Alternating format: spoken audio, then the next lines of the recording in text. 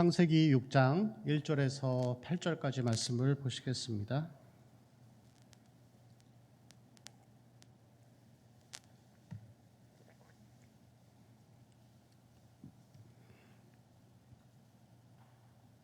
네, 1절부터 우리 한 절씩 교독하도록 하겠습니다. 사람이 이 땅 위에 번성하기 시작할 때 그들에게서 딸들이 나니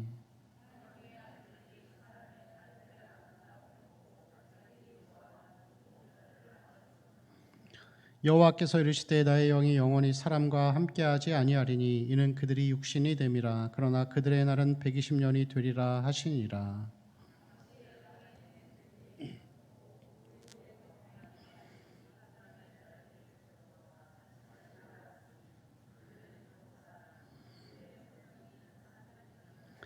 여호와께서 사람의 죄악이 세상에 가득함과 그의 마음으로 생각하는 모든 계획이 항상 악할 뿐임을 보시고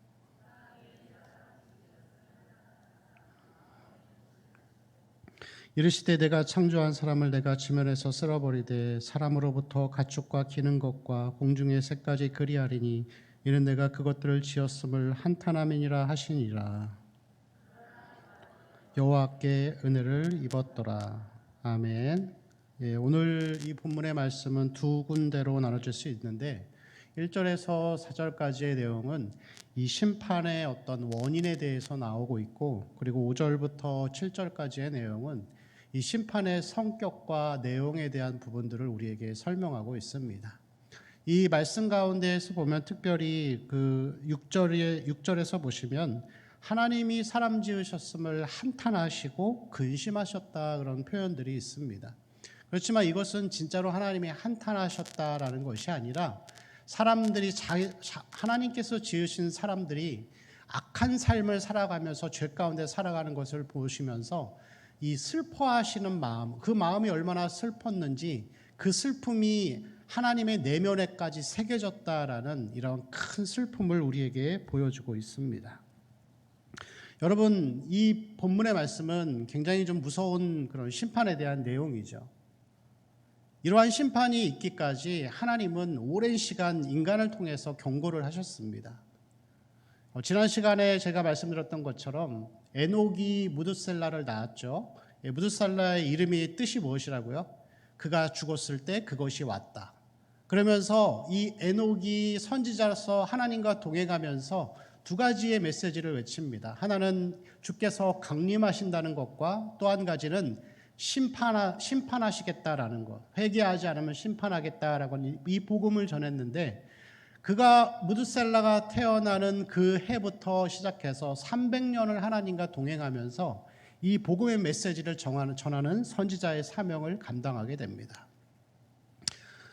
아무래도 이 성경 전체에서 이 내용이 정확하게 나오지는 않지만 이 에녹으로부터 시작하여서 무드셀라, 그리고 그의 아들 라멕, 그리고 노아까지 이 4대, 이 심판이 있기까지, 경고로부터 시작하여서 심판이 있기까지 969년 동안에 이 4대에 이르는 믿음의 가문의 자손들은 하나님의 복음을 전하면서 살았을 것입니다.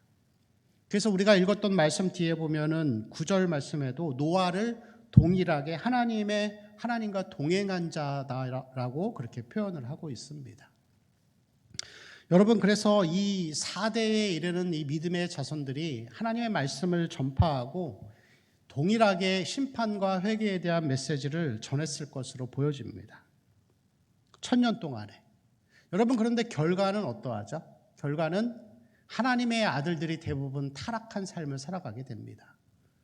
그리고 구원은 누가 받죠? 노아가 받는데, 이 다음 시간에 제가 말씀드리겠지만, 구원받은 사람은 노아와 아내, 그리고 셈과 함과 야벳 세 아들과 세 아들의 며느리 3명, 그래서 8명만 구원을 받고 이 구원이 이제 끝나게 되죠. 여러분, 최소한 4대가 목회를 하면서 복음을 전했으면은 최소한 여러분 1000명의 출석 교인이 다니는 교회는 세워야 되지 않을까요? 그렇지 않을까요, 여러분? 그런데 여러분, 결과는 어떻죠? 그 많은 복음의 메시지를 외치고 살아왔음에도 불구하고 1000년이 지난 이후에 969년이 지난 다음에 구원받은 사람은 단 8명밖에 없었습니다. 여러분, 하나님은 결과보다 과정을 중요하게 여기십니다. 세상은 반대이죠. 세상은 과정보다 결과를 중요시 여겨요. 돈을 벌 때도 뭐 우리나라에서도 그런 말이 있죠. 개같이 벌어서 뭐같이 쓴다고요? 정승같이 쓴다. 과정은 중요하지 않아요. 세상이 추구하고 바라는 것은 가시적인 성과를 이루고 결과물을 만들어내고 업적을 이뤄내는 것이, 그게 여러분 세상이 추구하는 것입니다. 가인의 자손들이 라멕을 통하여서 자손들이 가축치는 자의 조상이 되고 음악의 조상이 되어서 많은 사람들에게 인기와 대중성을 얻는 것이 여러분 세상의 이치라고 한다면은, 하나님은 우리에게 결과는 중요하게 여기지 않으십니다. 우리의 삶 가운데에서 어떻게 삶을 살아가고 어떻게 하나님의 말씀을 따라 그 과정을 살아갔는지를 하나님은 원하시는 것이죠. 하나님 나라는 그래서 여러분 가시적인 성과가 아니라 은밀하게 진행되어지고 보여지지 않는 것입니다. 인기와 대중성은 하나님의 나라와 관계가 없습니다. 그래서 여러분 마태복음의 내용을 보면 마태복음 전체의 내용은 온통 주제가 천국에 대한 것들을 이야기하고 있습니다. 근데 여러분 천국을 어떤 곳으로 계속 표현하고 있죠? 하나님 나라를 설명할 때 누룩이라고 설명합니다. 빵 안에 들어가는데 녹아서 보여지지 않아요. 소금으로 표현합니다. 영향력을 주지만 맛을 내고 썩은 것을 방지하지만 녹아들어서 없어져 버리는 것이 하나님 나라의 원리입니다. 겨자씨도 마찬가지죠. 밭에 감추인 보화에 대한 말씀도 그 돌로 가득해서 농사짓기도 힘든 땅을 그 보화를 얻기 위해서 아내도 모르게 자기의 전 재산을 다 팔아가지고 땅을 얻을 때 사람들이 외쳤겠죠. 저 바보, 저 미련한 놈. 그는 아무 말도 할 수 없었지만 그 안에 있는 보화를 발견했기 때문에, 보이지 않는 것을 발견했기 때문에 그 일들을 행했던 것을 볼 수가 있습니다. 여러분, 우리는 인간이기 때문에, 또 우리는 구원받았지만 여전히 우리 안에는 죄성이 있기 때문에 계속해서 우리의 마음 가운데서는 어떤 눈에 보이는 결과를 내기를 원합니다. 뉴스에서 보니까 저처럼 40 중반이 되면은 가장들이 우울증에 많이 빠진다고 하더라고요. 근데 그 이유가 뭐냐면은 자기가 이 45년 그 이상을 정말 최선을 다해 살아왔는데, 목숨 바쳐 살아왔는데 이뤄놓은 게 없는 거예요. 가진 돈도 별로 없고 건강이 예전 같지도 않고, 그러면서 인생의 위기가 잠깐 찾아오는 시간들이 있다고 합니다.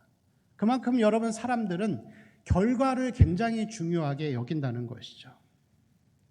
여러분, 예수님은 그러면 예수님의 생애 33년의 삶 가운데에서 결과만을 따지고 보면 예수님의 삶은 어떠했죠? 오늘날의 삶으로 치면 예수님의 사역은 실패했죠. 실패한 삶이었습니다.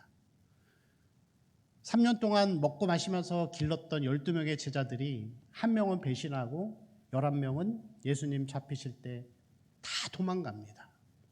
그리고 한 명은 예수님을 욕하죠. 수제자였던 놈이 예수님을 욕하고 갑니다. 여러분, 예수님이 오병이어의 기적을 일으키셨을 때 2만 명이 모였습니다. 예수님은 아셨어요.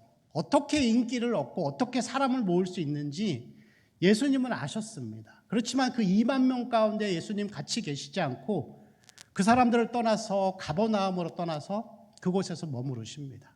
그리고 거기까지 찾아온 오병이어의 기적을 봤던 그 수많은 무리들이 찾아왔을 때 예수님이 설명을 해주죠. 내가 말하고 내가 원하는 것은 먹는 떡이 아니라 생명의 떡인 나 자신을 따라가는 거다. 그리고 그 말을 들었던 많은 대중들은 다 떠나갑니다. 제자들만 빼고 다 떠나보냅니다. 어떻게 보면 예수님은 사람들을 더 배척하고 내보내고 쫓아내려는 그런 성격들을 더 가진 것을 볼 수가 있습니다. 자기를 따르려는 자들에게 인자는 머리 둘 곳도 없다. 따라오지 마라. 그렇게 말씀하는 거죠. 요즘 말로 얘기하면 목사님 저 교회 가고 싶어요. 아니야, 오지 마. 교회 가면 머리 둘 곳도 없어. 교회 다니면 고난이 많아. 어려움이 많아. 그런 식으로 얘기한 거겠어요. 제가 저번에 말씀드렸지만 여러분, 복음을 전할 때도 우리 교회 와봐, 우리 교회 오면 밥이 맛있어, 이거 뭐 나쁘다라는 표현은 아닙니다. 근데 여러분, 원론적인 복음을 전하는 게 중요해요. 왜 그런지 아세요? 결과보다 과정이 중요한 거예요. 하나님은 복음을 전할 때 그렇게 전하기를 원하세요. 예수 그리스도와 십자가를 이야기하고 인간이 죄인됨을 선포하기를 바라시는 거예요. 여러분, 결과를 생각하고 효율성을 생각하면은 우리 교회에 와봐, 밥이 맛있어, 이게 더 효과적이에요. 성공률이 더 높아요. 근데 여러분, 성공률은 중요하지 않다니까요. 하나님은 결과에 대해 책임을 절대 묻지 않으세요. 중요한 거는 과정에 있어서 하나님의 영광을 나타내고 성경적으로 순종하느냐를 보시냐는 것이죠. 그게 여러분 중요한 것입니다. 하나님 나라의 중요성은 그런 것이죠. 세계적인 신학자 중에서 아더 핑크라는 사람이 있습니다. 이 신학교에 가면 다 배우는데 언약신학과 같은 부분에 있어서 세계적인 대가이죠. 그런데 이 목사님은 교수이면서 목사였는데 한때 몸담았던 교회에서는 아무리 복음을 열심히 전하고 최선을 다했어도 50명 이상이 모이지 않았다고 합니다. 그런데 이 목사님이 돌아가시고 나서 후임 사역자가 와서 하나님 말씀을 전하고 목회를 시작했는데 갑자기 놀라운 부흥 운동이 일어나면서 수천 명이 모이는 그런 역사가 있었다고 합니다. 이 아더 핑크 목사님은 뿌린 거죠. 결과는 중요하지 않았습니다. 하나님이 원하시는 것은 우리 삶 가운데에서 뭔가를 막 이뤄내고 뭔가를 업적을 나타내는 것이 아니라 그냥 하루하루 하나님 앞에서 순종하면서 하나님 뜻을 이뤄가는 삶을 살기를 바라시는 것이죠. 오늘날의 교회는 너무나도 결과 중심적이라고 할 수가 있습니다. 여러분, 원래 초대교회가 시작되고 나서부터 18세기까지는 영적 대각성의 시대였어요. 거의 1800년 동안은. 그런데 19세기부터 지금까지의 시대는 전도의 시대예요. 전도의 시대가 되어버렸어요. 그러다 보니까 이 많은 어떤 과정과 하나님의 영광보다는 많은 사람들을 교회에 모으는 결과적인 것들을 많이 나타내려고 하는 것이 대세가 되어가고 있습니다. 그래서 우리가 심심치 않게 언론에서 접하는 교회를 크게 짓다가 약간의 불법을 행하면서 특혜를 받고 그런 것들이 계속돼서 문제가 되는 것을 볼 수가 있죠. 그런데 여러분, 그 이유가 무엇이죠? 조금 특혜를 받고 불법을 행해도 많은 사람들을 전도하면 어떻겠냐라고 생각하지만 그거는 여러분 하나님 나라의 원리가 아니라는 거예요. 좀 더 적은 사람들이 모이고 조금 더 손해를 보는 한이 있어도 과정 가운데에서 하나님 앞에 순종하는 것이 하나님이 기뻐하시는 삶이라는 것입니다. 여러분, 이뤄낸 것이 없어도 내가 많은 사람을 전도하지 못했어도 하나님은 우리의 과정 가운데 어떻게 행하시는가를 보고 계십니다. 매일매일 하나님과 순종하며 하나님과 함께 걸어가는 삶이 되시기를 축원합니다. 본문 말씀에서 특별히 보면은 1절에서 4절까지는 심판의 원인이 기록되어 있죠. 그리고 5절부터 7절까지는 결과에 대한 내용들이 나옵니다. 자, 성경을 우리 한번 보시면서 보면 더 좋을 것 같습니다.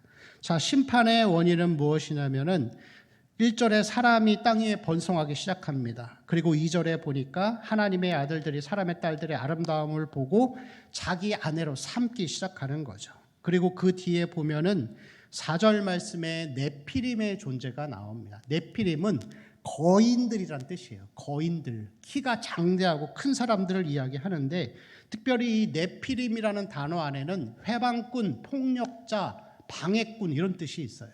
그래서 이런 사람들이 많은 폭행과 어떤 살인을 저지르면서 그렇게 사회를 어지럽게 만든 거예요. 그리고 뒤에 또 보면은 4절 말씀에 하나님의 아들들과 사람의 딸들이 결혼해서 자식을 낳았는데 이 사람들이 뭐라고요? 용사라 그렇게 표현하고 있습니다. 용사이죠. 고대의 명성이 있는 자들이라고 하는데 여기서 용사는 유명하다라는 뜻이 있지만 유명하다라는 뜻 안에는 악명높다, 나쁜 평판을 가지고 있다라는 뜻이 있는 거예요. 그럼 여러분, 하나님의 심판이 일어나게 된 원인이 두 가지죠. 무엇이죠? 하나는 번성하는 가운데 아내를 삼는 거예요. 사람의 딸들로 아내를 삼는 것과 폭력과 같은 이런 무질서함들이 있는 거예요. 그러겠죠? 자, 그리고 결과가 나타납니다. 그 심판의 원인에 대한 결과로서 하나님이 어떻게 하시겠다라고 하는데 5절 말씀을 보니까 5절 말씀에 여호와께서 사람의 죄악이 세상에 가득했다 그랬어요. 가득했는데 이 가득했다라고 하는 표현은 완전히 꽉 차 있다는 거예요. 온 전 세계적으로. 그리고 거기에 대해서 5절 끝부분에 항상 악할 뿐임을 보시고라고 표현하고 있죠. 여기서 보시다라고 있는 것은 보고 있는, 그래서 미완료 시제입니다. 계속되어 가는 상황이에요. 무슨 얘기냐면은 가인의 타락 이후 이 심판이 있기까지 수천 년의 역사의 모든 죄에 대한 심판의 결과라는 거예요. 당시 그 시대의 결과물이 아니라 그 모든 것에 대한 온전한 심판이라는 것을 하나님 말씀하시는 것이죠. 여러분, 오늘 이 말씀 가운데 이 심판에 대한 내용들이 나오지만 이 안에서도 하나님은 계속해서 사랑을 보여주십니다. 하나님의 긍휼과 기다림과 또 참으심을 보여주는 거예요. 그래서 3절 말씀에 보면은 이는 그 뒷부분에요. 이는 그들이 육신이 됨이라 그러나 그들의 날은 120년이 되리라 하시죠. 여기서 여러분, 인간의 수명이 120년이 된다는 것이 아니라 심판을 확정하셨지만 여전히 심판까지 120년 동안 하나님이 또 기다리시겠다는 거예요.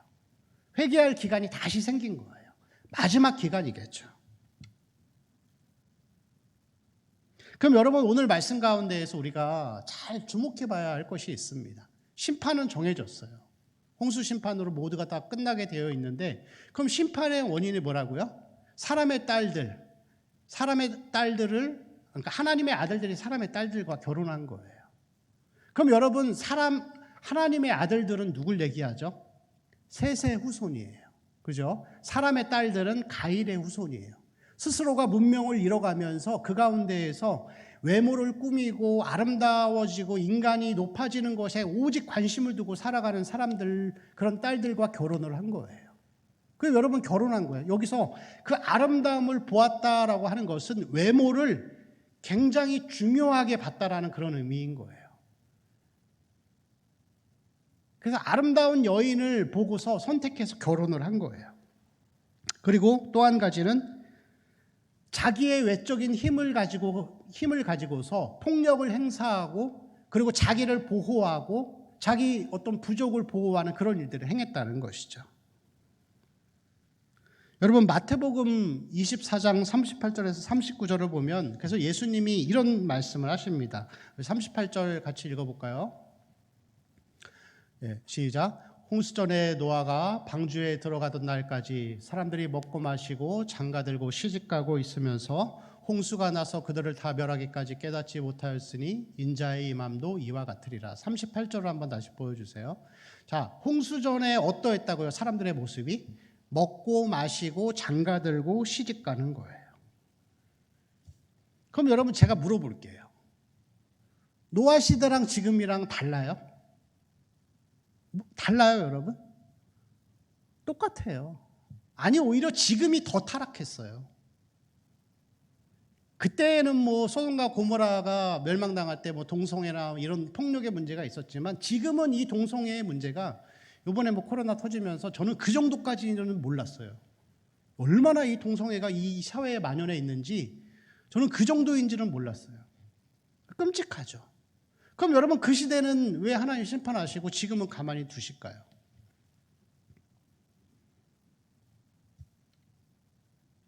하나님이 심판하신 이유는 여러분 한 가지예요.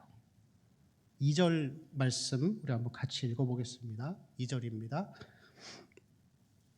1절과 2절을 같이 읽어볼게요. 시작. 사람이 땅 위에 번성하기 시작할 때에 그들에게서 딸들이 나니 하나님의 아들들이 사람의 딸들의 아름다움을 보고 자기들이 좋아하는 모든 여자를 아내로 삼는지라. 아멘. 여러분, 세상은 늘 타락해 있습니다. 문제는 뭐냐면은 의인들이 사라져갈 때 하나님의 심판이 임하는 거예요. 소돔과 고모라를 하나님이 왜 불과 유황으로 심판하셨죠? 동성애가 만연해서요? 폭력이 많아서요? 사람들이 자기 이익을 위해 살아서요? 하나님이 아브라함과 대화하시잖아요. 의인 몇 명만 있어도 멸하지 않겠다. 의인 10명만 있어도 멸하지 않겠다. 여러분, 세상은 다 자기 이익과 자기 목적을 위해서 살아갑니다. 자기의 업적을 이루기 위해서 살아가요. 자기 이익을 위해 사는 것이 죄예요. 근데 여러분 다 그렇게 살아가는데 문제는 뭐냐면은 하나님의 자녀들이 믿음과 의를 위해 살아가야 될 하나님의 자녀들이 똑같이 사람의 딸들을 보고 외적인 것을 추구하고 자기 이익을 추구하는 자들이 많아져 가면 세상은 점점 어두워지고 하나님의 심판은 임하는 것입니다. 여러분, 세상은 다 자기의 이익을 살아가지만 그 가운데에서 정말 하나님의 나라를 위해 살아가는 자들이 있을 때 하나님이 그 세상을 기다려 주시는 거예요. 하나님이 세상을 만드셨습니다.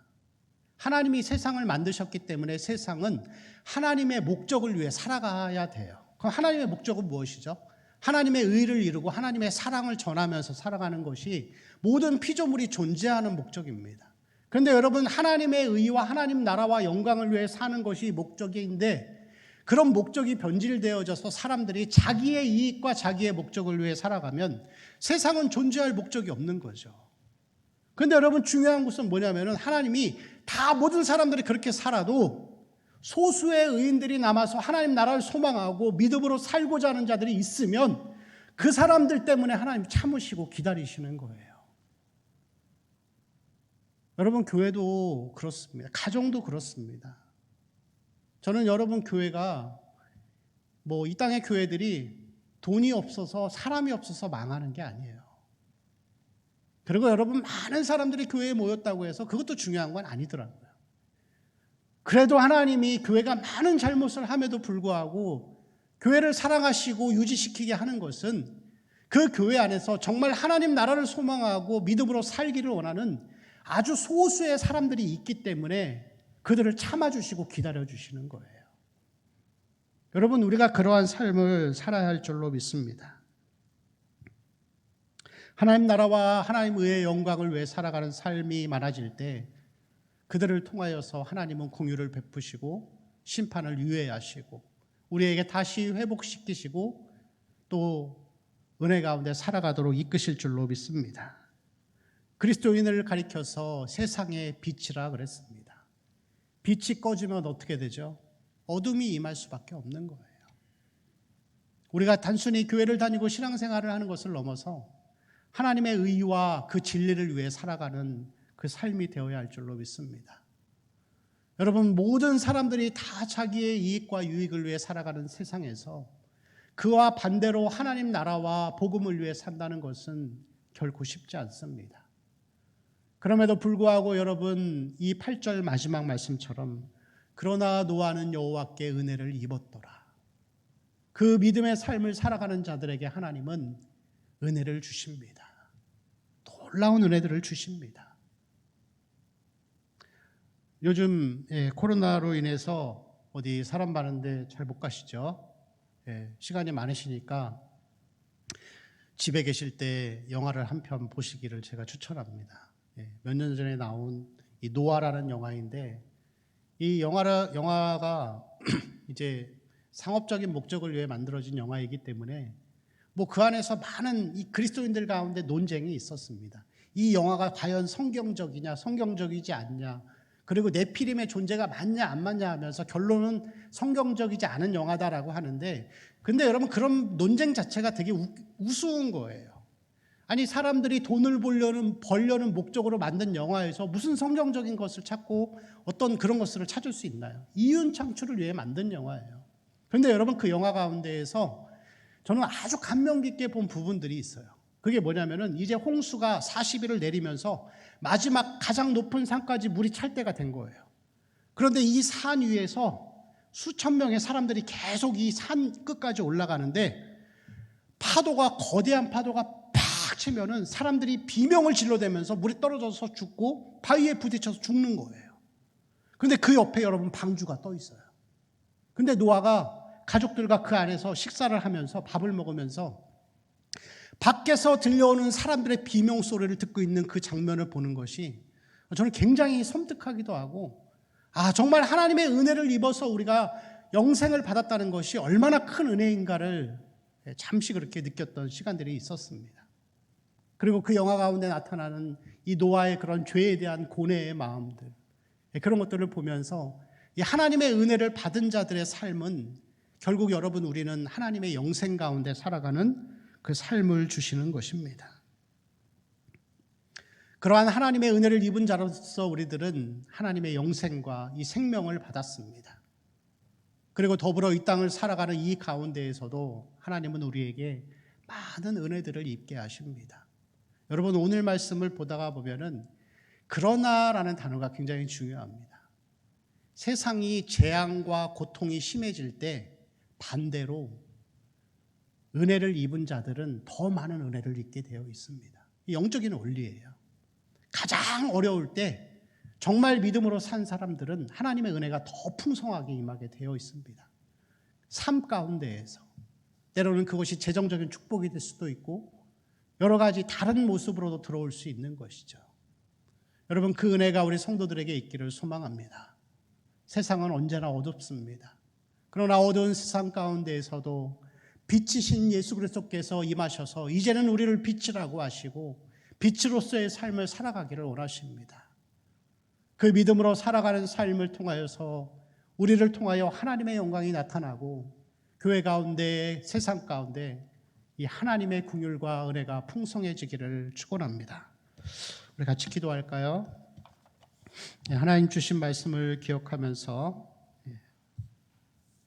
믿음으로 살아가는 삶, 결과보다 과정 가운데 순종하는 삶, 하나님의 은혜를 풍성히 누리는 삶을 위해서 같이 기도했으면 좋겠습니다. 교회를 위해 기도하실 때 이번 주 46주년 기념 예배 감사 가운데 잘 들어질 수 있도록 가정의 기도의 제목과 우리 환우들을 위해서도 모든 어려움 당하는 성도들을 위해서도 우리 주여 한번 부르고 기도하겠습니다.